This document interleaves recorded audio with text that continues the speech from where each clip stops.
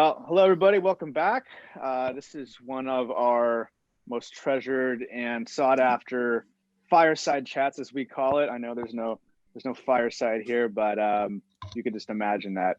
That's what Julia K. Hughes from the United States Fashion Industry Association and Bob Kirke from the Canadian Apparel Federation will be doing their back and forth about trade policy, the election, sustainability in the future, and how the leaders of these countries are addressing the issues. So we're going to have Julia present first, and then Bob's going to interject, and we're going to have a little back and forth. So just want to remind everybody that's watching that we do have a chat function. So if there's any questions, please include your comments and questions there, and we will address them at the end.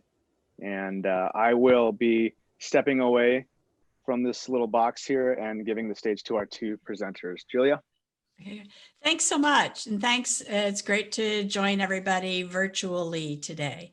So Bob and I we have a couple of topics that we're going to discuss and kind of take turns kicking them off.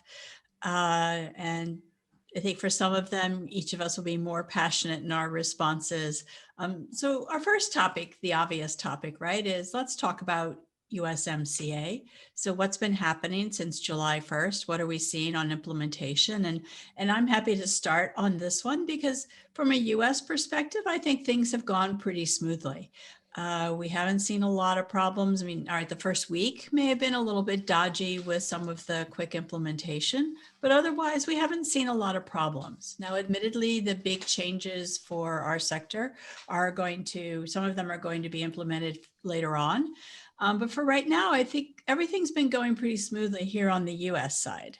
But I think there's a little bit more to talk about from the Canadian side, right, Bob? Oh, now isn't that mysterious? Look, I think a lot of people had concerns about implementing a free trade agreement mid-year. So that's first of all, and one that sustains a huge amount of trade volume. And then I think here's the silver lining for COVID-19, because no one was trading any goods in July between our two countries. All of the sort of doomsday scenarios didn't really come to pass. We had a bit of a breather. So when the deal was implemented on July 1st, goods could flow back and forth, but there were no goods flowing back and forth. So it's probably the best year to implement a free trade agreement mid-year. So hats off to Donald Trump for pressing for this early implementation.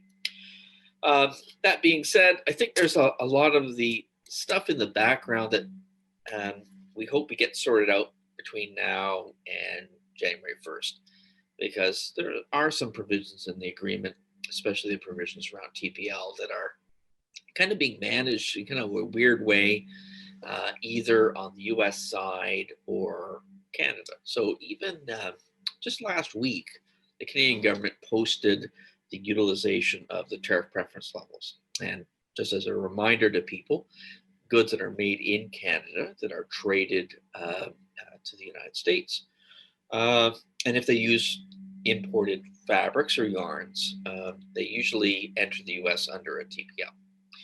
And so the tariff preference level gives you zero duty, whereas you would normally, if you look at the normal rules of origin under NAFTA, you would have to pay full duty. So the TPLs are there. They're a substantial part of the agreement, but we're only last week did we actually start showing people how much the utilization had been. And there has also been a little bit of wonky stuff. I don't know if Julian wants to jump back in, but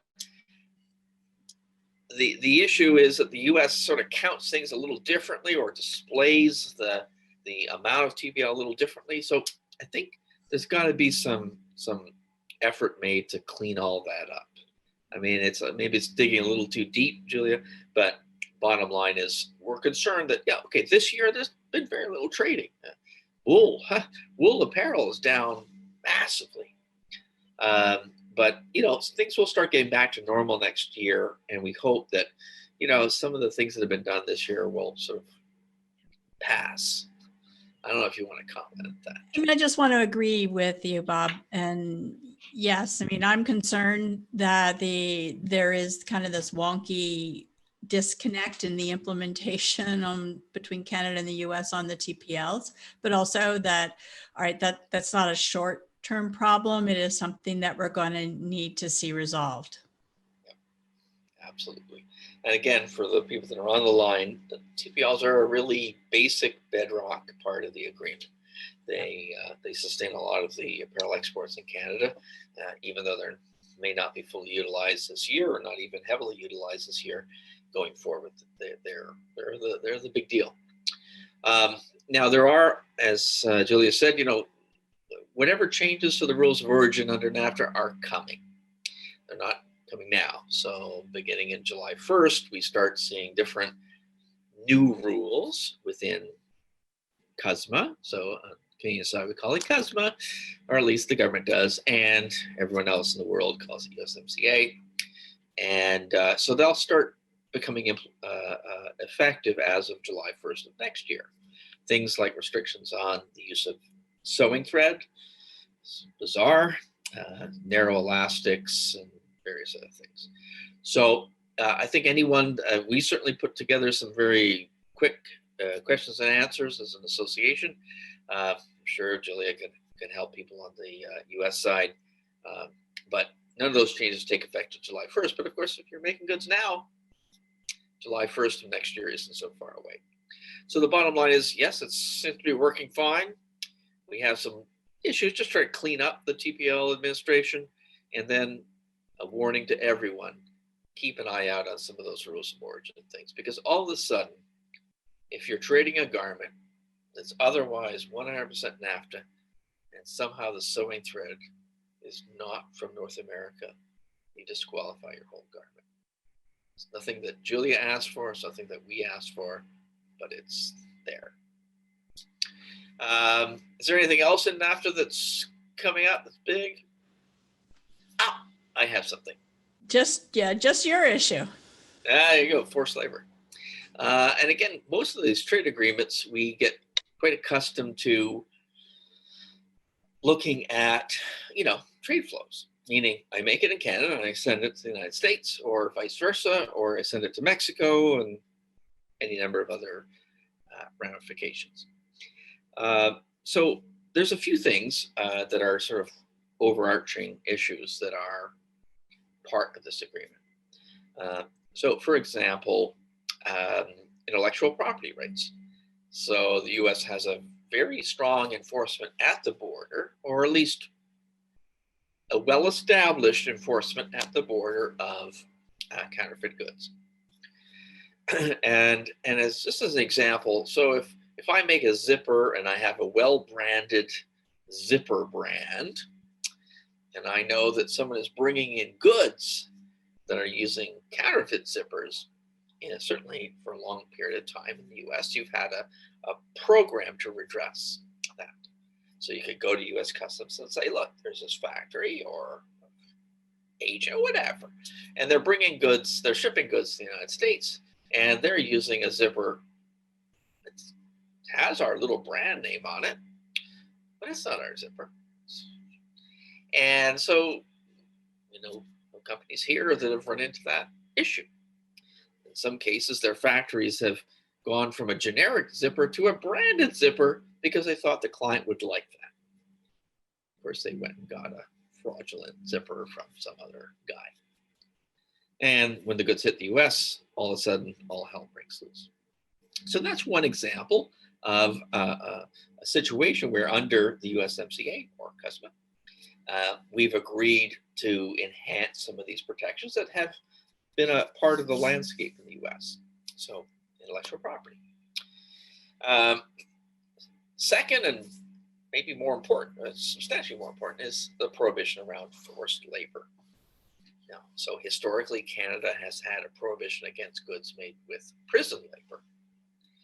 And we, through the USMCA, have adopted or made a commitment not to allow the importation of goods made in whole or in part with forced labor. Now, because the whole issue has been a lot more developed in the US, Julia, what is forced labor? and what is the US government doing or has been doing on this issue? Thanks, Bob. So, uh, um, it was a couple of years ago that the Congress passed a new law that is mirrored in USMCA that requires Customs and Border Protection to take action if there is any forced labor products or forced labor inputs in products that are imported to the United States. Prior to that, the US had a law that has been in effect, I think, since the 20s, but there was a exemption for consumption if the product wasn't made in the US. So there was not particularly a lot of enforcement. But today, since this law has passed, there has been a lot of action by US Customs. Most of you who are watching this, I'm sure, know that they've issued withhold release orders to block imports while they are suspected of having forced labor in the supply chain. And indeed, they have also taken action with what we call findings to say that they have confirmed the forced labor in a supply chain. So this is a big issue, something that we've been dealing with here in the US. But now with USMCA, that responsibility is passed on to Canada and to Mexico. And so maybe like 3 or 4 years, basically, it's been, Yep. Working through the system in the US. And so again, on July 1st, the Canadian government implemented the USMCA, CUSMA, and we agreed to terms that include the prohibition on the imports of goods made whole or in part with forced labor. And so, like what is forced labor? So it's a very, very broad category of, I guess I would say, sort of an imposition on the human rights of individuals, such that they can't leave employment, they're forced into the employment. It's quite a broad thing. And so in a normal circumstance, it would be a new commitment made by Canada. And it's a commitment that we need to figure out how to follow through on. I mean, there's many treaties or agreements that are reached, and you make a commitment to do something, and usually you have kind of the plan, but at the same time, I think it's fair to say that this is a big change, and part of that big change is because of the current situation in China. So you have what is by no understatement a very significant issue in Western China, in the Muslim minority areas, around forced sort of internment camps, a variety of different scenarios for sure. And of course, layered on top of that is the political jeremiad of the US government to try to punish China, try to bring China to heel, if you will. And again, Julia's not saying this, I'm saying it, so she doesn't necessarily need to agree. So you have a political situation, the China-US struggle, and then you have a very legitimate human rights issue. You have to figure out how to deal with it.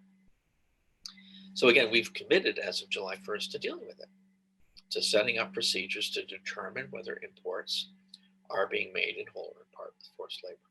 It's a very substantial undertaking. I don't want to suggest for a second that it isn't. It's a very substantial thing. So that's the first thing. And how do you do it? Which department does it? Under which terms and through which procedures? This is not easy. So I can assure everyone that the King government is trying to work that out. And then you also have another situation here that on the US side, the politics are, we have to go after China. I don't think that's a misrepresentation of the current administration at all here.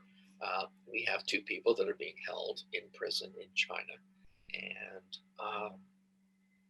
the Canadian government is very sensitive to the fact that these people may not do well if we continue to, or if we initiate new actions against anything regarding China. So a House of Commons committee just about a week ago issued a report that stated that the treatment of the Muslim minorities in Western China constitutes a genocide. It's going to take a while for the government to figure out how to give effect to that, if any. So again, I just want to state to everyone that forced labor regarding anywhere in the world there will be procedures implemented in Canada to verify whether imports are made with those types of inputs. So that means, is the fabric made, or the yarn or the fiber farmed, milled, made, sewn? It's a very sweeping thing. It's not going to happen tomorrow, but over time we will give effect to that in the same sort of way that the U.S. has and is maybe increasingly doing so. And we also have private members legislation in the Senate around disclosure of forced labor provisions, similar to what is in place, I think, in California, for example. So we have a lot of things.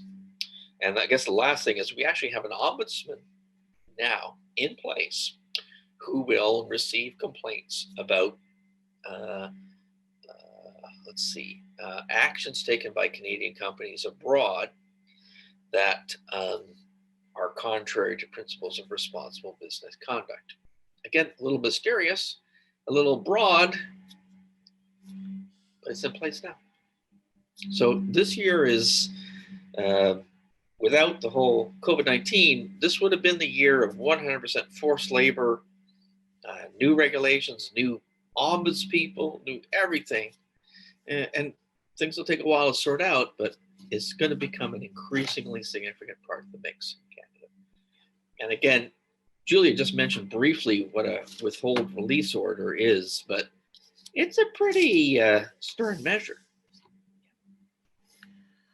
Yeah, I mean, I would jump back in and say, as we're kind of shifting away from just in the USMCA context, this is, one of the top issues here in the US for brands and retailers. It's a major focus, and obviously everyone has seen the media. There have been a series of reports and stories about what's happening in XUAR in China. And of course, here in the US, there was a flurry of articles that there was going to be action taken against cotton from the region. That didn't happen. And I think, Bob is reflecting the fact that there are some broader foreign policy and geopolitical aspects to this. But, the forced labor enforcement process here in the US, one of the big concerns with it is there's not a lot of transparency. And I think, that's something that you're finding as you try to implement this in Canada as well. But if an enforcement action is taken, it basically, your goods are stopped at the border. So that's obviously a pretty serious concern if you are worried that you might have forced labor unwittingly in your supply chain. I mean, I will say here on the US side, I think most companies have already taken action to eliminate any tier 1 sourcing in XUAR, but issues remain, and industry groups like USFIA were working together on this issue and looking for solutions. Are there tracking or tracing solutions that companies could rely on? Are there mechanisms for the regulations here to require more transparency and a little bit more understanding of what is happening and what CBP is investigating versus waking up one day when there's an announcement that the products from a certain manufacturer from a certain country are no longer going to be released. Also on the horizon, there is a lot more that's coming on this issue from the U.S. side. The Department of Homeland Security has just created a new Center for Countering Human Trafficking. And the expectation is that this center is going to have greater resources focused on this issue going forward. And the US Congress is considering legislation on this issue as well. Actually, several pieces of legislation, including requirements for companies to report on their supply chains, similar to conflict minerals, report to the SEC. Some of the legislation would require mandating the release of who are your sourcing partners. So who are you doing business with? Some brands already do that on their websites, but a lot of companies don't want to release that information publicly. The legislation has a guilty until proven innocent aspect to it, which is kind of counter to the way that most things are done here in the US, where you're innocent until proven guilty. So that kind of a blanket standard raises a lot of concerns about forced labor. So we're also focused obviously on advocacy on the legislative side of this. I think right now what we're looking at, I think there will be some legislation and probably this year, no matter what happens in the election on November 3rd. So we're talking about, phase-ins. What about risk-based approaches to enforcement, which is something that we have been doing here in the US, but not so much on this issue, it seems. There just was a report that came out from GAO, the Government Accountability Office, that kind of criticized that, this is a big initiative, but CBP, we don't have the resources. And when you don't have the resources, that also limits your communication. So there's a lot that's going on. I don't want to drone on too long on this. But if you have questions, we can talk more about it. But there's a lot happening on this issue that, so Canada is going to join us in what the rules had been, but we're actually expanding the requirements in this space. And I do think that we'll see legislation. And so I think there's a couple of things. So first of all, I think there have been WROs in the United States that start to identify particular suppliers that are of concern. And I think that major importers in Canada might want to look at those, if only to understand how that's being done. Now, if the U.S. Takes an action against a certain importer and or indirectly to the supplier in China, and I can assure you that in a way that wasn't the case prior to the USMCA, there's an expectation, I think, that Canada will do similar types of actions, and it's supported under the agreement. But I can assure you that the Canadian government would like to see how they arrived at those conclusions. So yes, there's transparency, but we'd like transparency too. So I think there's going to be a working out of this.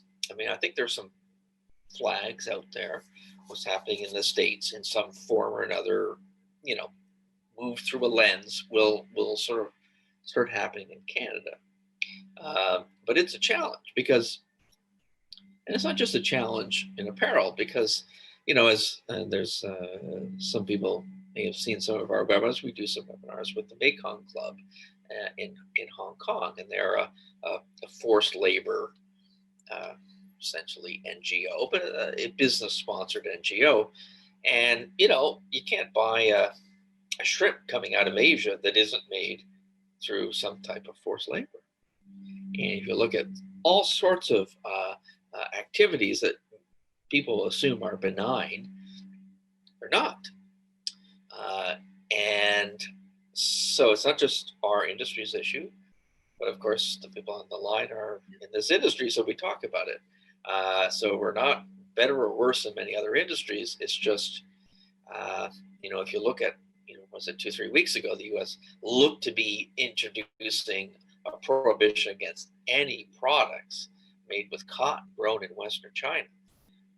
Oh my goodness, that's a big thing. So they stepped back from the precipice, but it's not that we're an industry that's endemically impacted by forced labor. It's just we're an industry where you can impose restrictions and have dramatic effects very quickly. So hopefully all the parties will sort of allow the pot to sort of go to a lower boil over time. But again, the reason this is important is because under USMCA, we've agreed to do this, and the Mexican government has done too. I don't know what their response has been. I don't know what they're planning to do. Certainly the Canadian government, just by way of commenting on something that Julia said, I don't think they will assume that there's guilt. I think they need to assume that goods are coming in on a fairly traded basis. They will set up a process to hear complaints about those specific imports, and they will render decisions. And at the end of the day, it's going to be some kind of weird collaboration between the Department of Finance, Canada Border Services Agency, and Labor Canada. And when you got three departments involved, it doesn't happen quickly. So at some point or other, they'll figure out how to manage these requests. As far as I know, there haven't been any requests for them to review the status of any imports so far, but that's likely to change. So the bottom line is coming very close. We're aligning ourselves with established practice in the US, but align does not mean that we're doing exactly the same way on the same timeline with the same product. So it's going to be a bit of a mess trying to figure it out.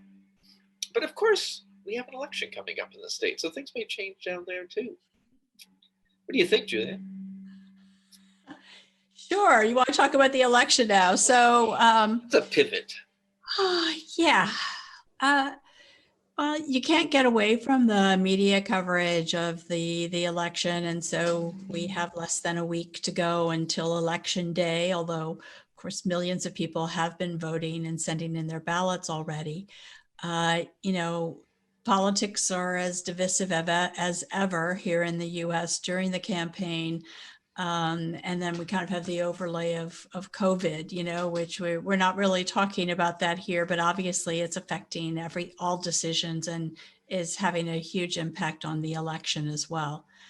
So, but, I think if I talk a little bit about trade policy and, what do we kind of see ahead on that, I think, we can expect if there is a second Trump administration, they're going to continue on the same path as today. It's going to continue to be a bit unpredictable. And I think you're definitely going to see more use of tariffs as a tool to punish trading partners. We have raised, billions in tariffs on China through the 301. We have collected a lot of tariffs on the 232s on steel and aluminum, although yay, Canada finally is getting exempt from the aluminum. And I think the Trump administration senior officials see that as a positive. They continue to say China's paying the tariffs, although of course we know that's not true. It's the importers who are paying the tariffs. And we've already seen, I think, the signals that there will be more 301 cases going on. Last week, the administration initiated a 301 on Vietnam, looking at currency manipulation and at illegal timber included in manufacturing in Vietnam. That if the administration goes forward, we can expect that to go forward. And we already have cases pending on the EU and the big Boeing Airbus case, and also on digital service taxes. So I think you will see perhaps more of the same, probably more aggressive than for some cases that may have not gone forward because of some, negative political pushback. If I want to, give an opinion on, what do we kind of think we'll see on the Biden side, and the Biden folks have put out more information on their campaign website than the Republicans and Trump administration have, but pretty much their focus is on, they're going to reach out. They're going to participate in alliances again. I think they will be more likely in a Biden administration to, let's rejuvenate the World Trade Organization. Let's work with our allies instead of unilateral and a reliance on 301. That doesn't mean, I don't think that on day one they're going to remove the tariffs and that are in place right now. I suspect that there will be some kind of a internal review process, because I do think that what you'll for sure see in a Biden administration is more focus on kind of the old time normal, the way that we might have seen things 4 years ago, where there will be a lot of process. There will be a lot of reviews, a lot of input. There won't be announcements on Twitter. I think that we can pretty much count on. Whereas, I just was participating in a session earlier today where one reporter was saying that they, sometimes they were afraid to leave their phone and go take a shower because they were sure there was going to be a tweet announcing, a decision that was imminent. So I think there'll be definitely a change in process and in outlook, but no guarantees that a Biden administration is going to dismantle everything that we have seen in a Trump administration. I think we also, one other thing I just wanted to mention when we look at, trade negotiations and the potential for other free trade agreements, I don't expect that there's going to be rejoining of the TPP on day one either. If there's a Biden administration, I think all of that's going to be under a relatively lengthy and in-depth review, listening to a lot of stakeholders on where to go next on trade policy. And, that's the interesting thing. A number of years ago, we could point to all the trade agreements that the US had, and that Canada was at this terrible disadvantage because we hadn't signed nearly as many trade agreements with as many trade partners. And then we've signed free trade with the European Union and the Trans-Pacific Partnership, including Vietnam and other countries in the Pacific. So now we're the free trader, which is a somewhat bizarre thing. Now, I do think the U.S. would like to see an agreement with the United Kingdom. I think that's still being negotiated and so on. And maybe if I could just, so in general, I think what's happened over the last 10 years is that we've actually caught up and surpassed the United States. We've created more substantial agreements, and they're not agreements that exclude textiles and apparel. So we've cracked the nut. We figured out how to get agreements that include all products. We don't cherry pick. So we don't sign a pseudo free trade agreement with Japan that doesn't have things, doesn't cover textiles and apparel. Sorry, were you going to say something, Julia? No, go on. Sorry. And so again, I'm not saying that we're the free traders, but we figured out how to get these agreements through. We are likely to have a new agreement with the United Kingdom, which would presumably take effect January 1st, which essentially is going to replicate the rules of the Canada-EU FTA, which is called CETA. So we have quite a few. We have very simple trade agreements with a number of countries like Jordan, South Korea, for example. That are simple cut and sew rules for apparel. And we've actually made the recommendation of the Canadian government that that's what they should do for the UK as well. Does the UK really produce any fabric? Well, whatever fabric they make is in Scotland, and Scotland's likely to pull away from the UK. So why are we doing this? So again, there's a somewhat more complicated rules under CETA. Not too bad, but I actually, and again, if we do a bridging agreement with the UK, which has been, probably our largest export market other than the US, by the way. So if we set up some sort of transient rules, they will look exactly like the EU agreement now, and we'll go forward, hopefully, with simpler rules. So I think that's one area where over the next year, some things will substantially change. Having said that, we already have free trade with EU, and it's working, it's no problem. We have the Trans-Pacific Partnership, as Julie mentioned, but I think the rules of origin there are confounding exporters. They are bad rules. They're rules essentially taken from NAFTA and made less accommodating for a number of reasons. So I don't think you see a huge change in terms of trade flows because of the rules. Vietnam has benefited from an exodus out of China.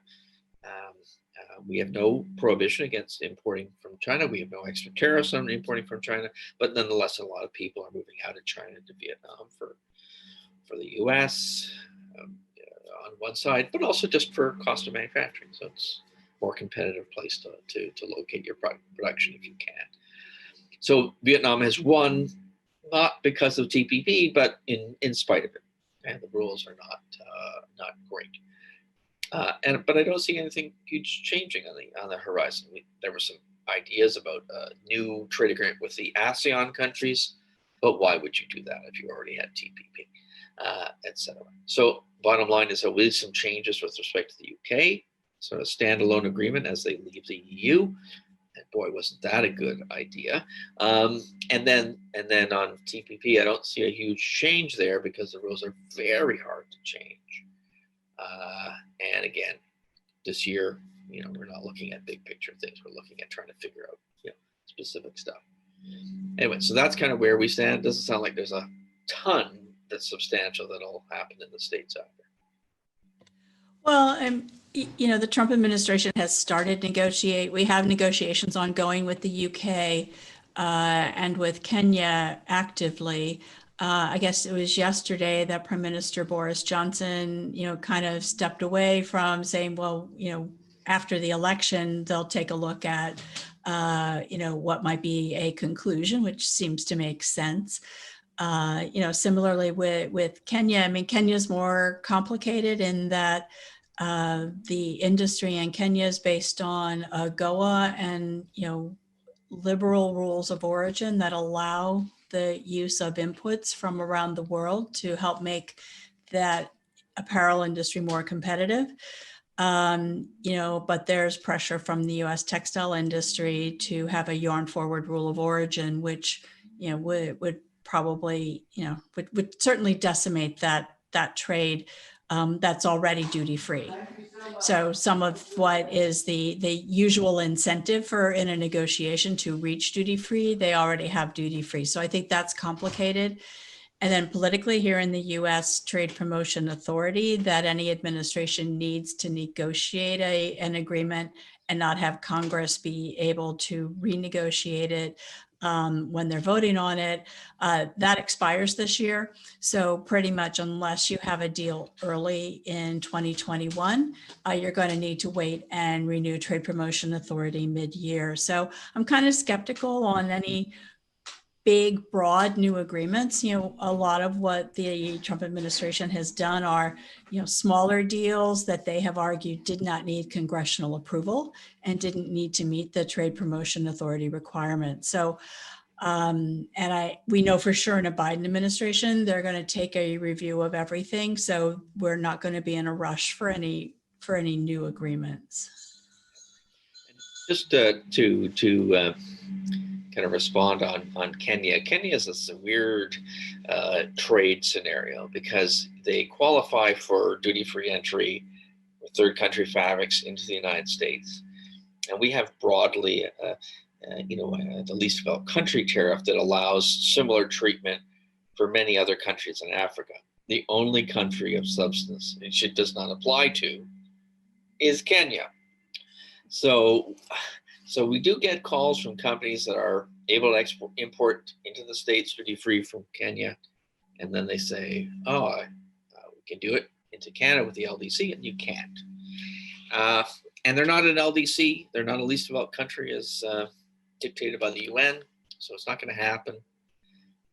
Maybe in 10 years, we'll have a free trade agreement with them if you do it too. So there is generally, that's one that just comes up all the time. It's just treated differently by the US and Canada.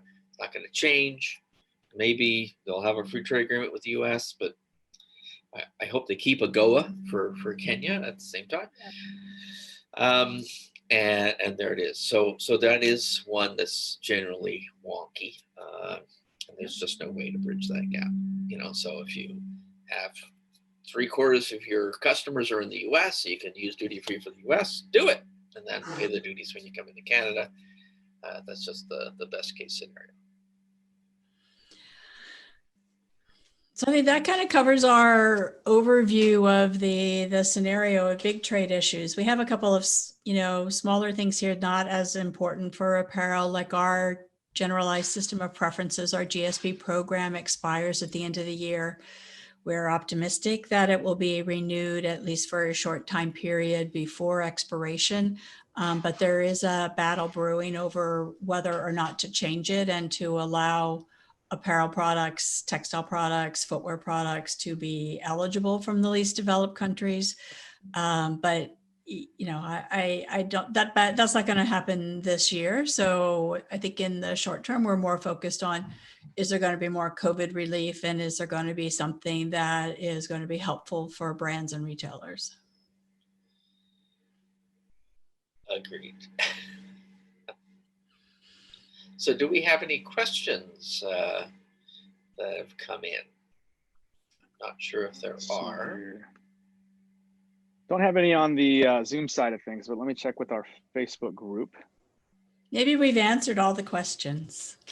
I gotta say, guys, as always, I was very thorough, and I always feel like I'm watching, one of those, and you get two people on a news program, and they're talking about certain political issues, or it's very detailed in the way you guys speak about it. I think anybody who's involved in the fashion industry, especially on the import-export or the logistics and sourcing side of things, needs to hear these conversations because it directly affects their businesses. We do have a question that just came in.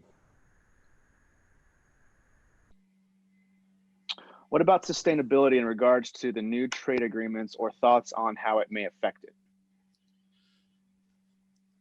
You want to take that? You want to start that, Bob, or you want me to? I mean, from a U.S. perspective, a lot of the sustainability initiatives that we are involved in and that brands are involved in aren't included or considered as part of the trade agreement negotiations.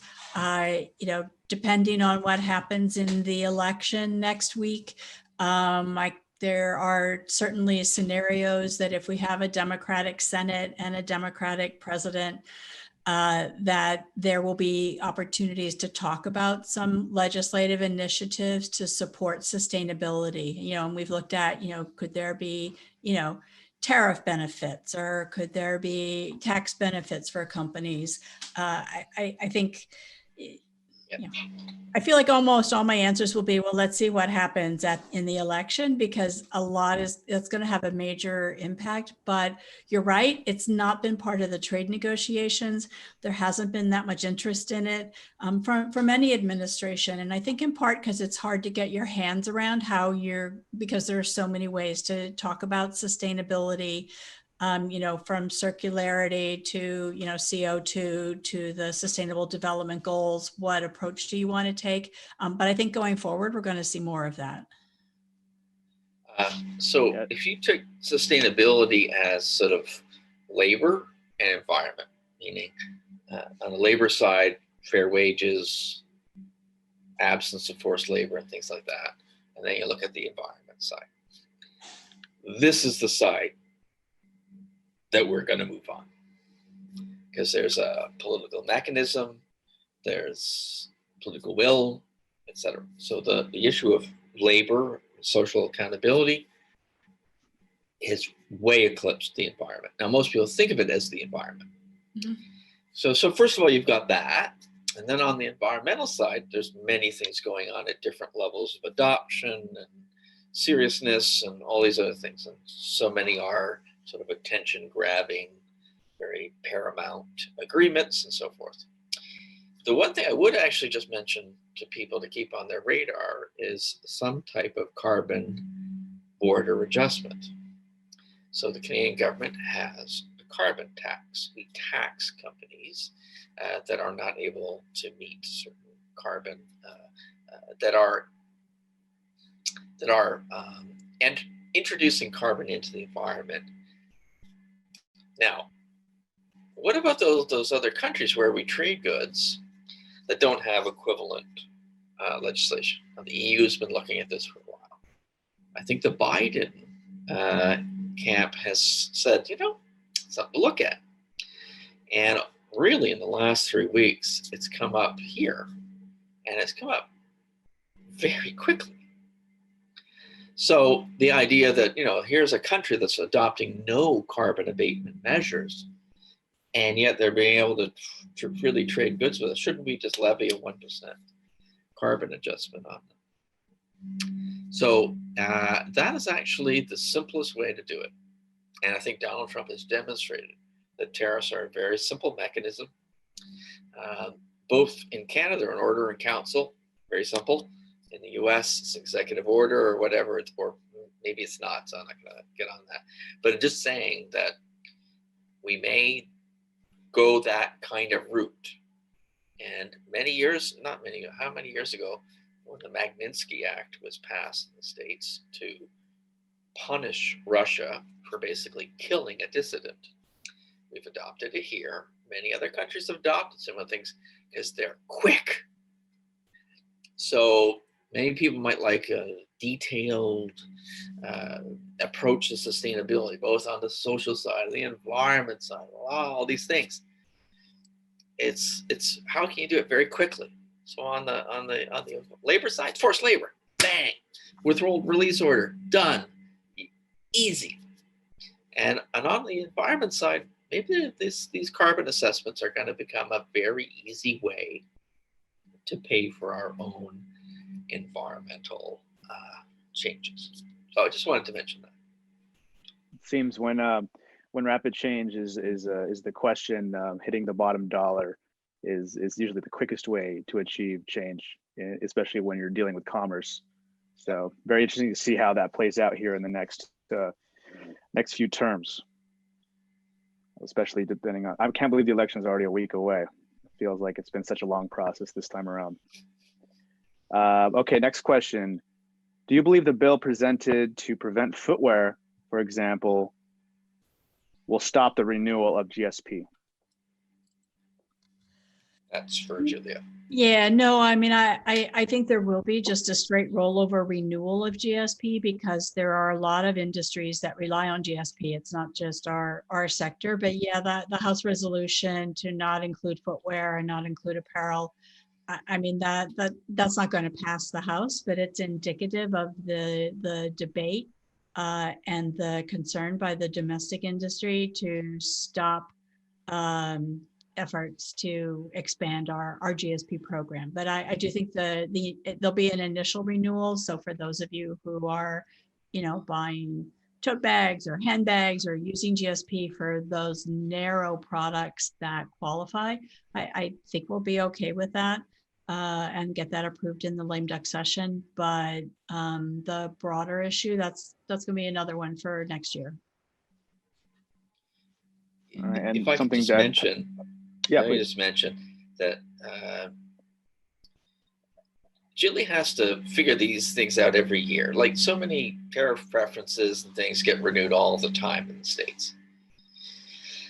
In Canada, we extend what's called the general preferential tariff, which is our equivalent to the GSP, and the least developed country tariff every 10 years. And so that's coming up, 2023. So I think we could take a little bit of a different sort of tact here. I think there's, well, first of all, the GSP doesn't really apply to any of the higher developing countries. The GSP was set up to help developing countries, and the more affluent ones like China and India have already been thrown out of our program. So they don't qualify for the GPT. So it's really the Vietnam and below. And I suspect that there's actually a huge rationale for saying, well, if we're going to have this tariff, this intermediate tariff between, 8 or normal tariff is 18%, LDC is 0, and the GPT is, maybe somewhere in the middle. I would say that a lot of importers would like to see a broader range of goods qualify for that intermediate tariff. Not just linen garments, silk garments, footwear, and I don't know, bags made with jute or something equally obscure. So I think there's actually room in Canada to not just to fight them on every yearly renewal, but to say, look, what's the point of this? Should it be, an extra incentive for those lower countries that don't otherwise qualify for the least developed country? So actually, I would say it's going to take longer, but we'll have a more substantial discussion in Canada, and it makes sense to do that. So it's quite different. It's got a longer term, but I think it's going to happen next renewal. Okay, and one more question that kind of piggybacks off of that. Will the GSP renewal include current product categories, or will those be altered as well? My suspicion is that because it's easier, it'll just be a rollover of what's eligible today, what products and what countries, and then let there be a more robust discussion in the next Congress. That tends to be the way that the Congress will act when, there might be some controversy, is let's just do a straight renewal, keep going what's going, and punt to the future for a broader discussion.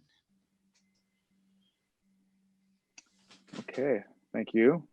Thank you to our panelists. That's all the questions we have today. Bob, Julie, of course, it's always good to see you. Hopefully I get to see you in person again next year, although it's always a pleasure to have you on. I want to remind our attendees that we do have a live hangout, so which is accessible through the main dashboard. If you look at the bottom right-hand side of your screen, our speakers, presenters, our partners, and our administrative staff at ATS, we're going to be in and out of there. It is taking place of the show floor on the virtual platform. So please go take a look at that at your own leisure. And please also make sure to check out the exhibitor hall. There is also an icon at the bottom of the screen. So thank you again, both of you. Thank you. Very good. All right. Take care, you guys. See ya. Thanks a lot.